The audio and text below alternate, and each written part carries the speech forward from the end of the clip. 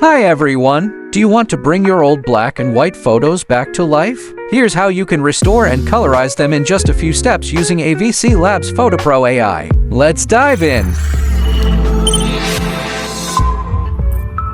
First, download and install AVCLabs PhotoPro AI from the official website. Once it's installed, go ahead and open the software. Import the black and white photo you want to restore. Start by enhancing the clarity of the image. The AI will automatically sharpen faces and details, bringing out the original textures of the photo.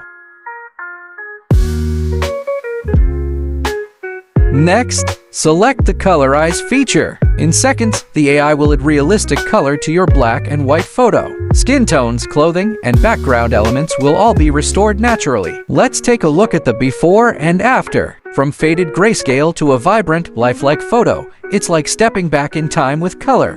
Once you're happy with the result, simply export your restored photo.